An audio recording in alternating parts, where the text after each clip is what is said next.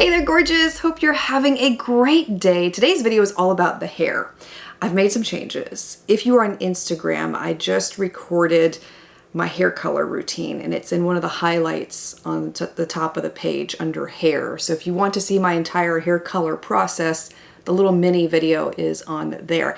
But this is all about the process for how I do my curls because I've changed a lot, I've discovered a lot, and I've noticed my curls have gotten better with every new thing that I've learned. So if you want to pick up some new tips or just see how I'm doing things differently, then this is the video for you. So we'll start at the very beginning.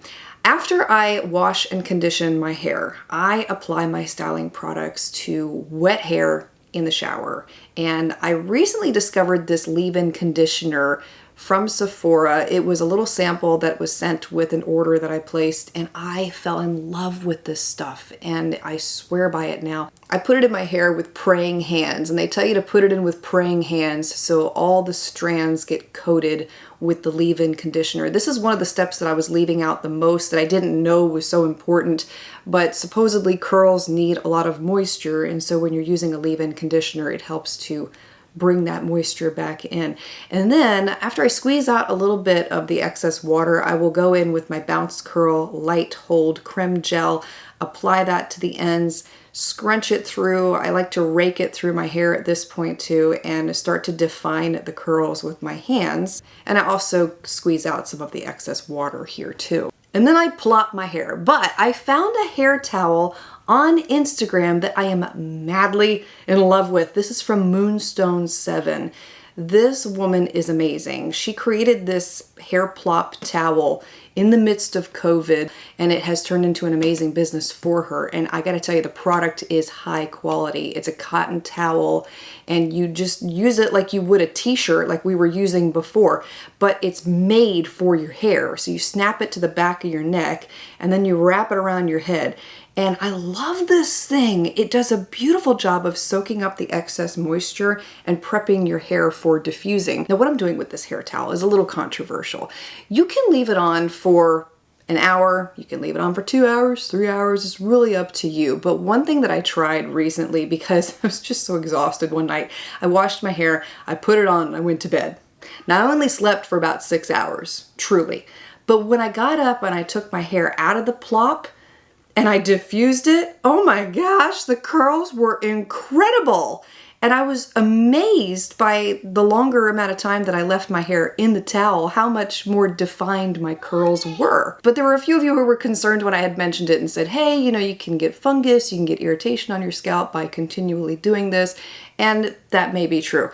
I will tell you the towel is cotton, so it breathes. I mean, your scalp gets a chance to breathe in it.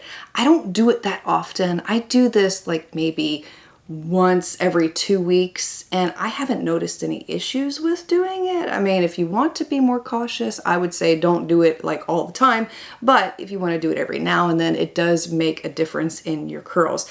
But usually, if I don't sleep in it, and I'm not sleeping for 12 hours, I'm sleeping for a very short amount of time. Usually outside of sleeping, I leave the hair plop on for a good 2 or 3 hours, but it's a lot easier to dry. Now, the key with diffusing that I have found is not to touch your hair as you are diffusing. I have a really bad habit of wanting to help the curls along, but I learned that if you are in there scrunching your hair while you're diffusing, you're disturbing the curl pattern. So it's best to only allow the diffuser to touch your curls as you are drying them. And then once everything is completely dry, then you can touch them. And what I do after they are completely dried is sometimes I'll have a cast on the hair, which is almost like a hard casing around each curl, but you have to break that to make the curl soft. So I'll go in with a microfiber towel and just scrunch my hair a little bit more, and that softens the curls, breaks the cast. And then you end up with this beautifulness. Beautifulness is just, love it. I'm still learning things. I don't feel like I have perfected this process, but with embracing my natural hair texture and the more that I do it, the more I'm seeing improvement in my curls. Now, I got some questions about how I sleep with my hair at night.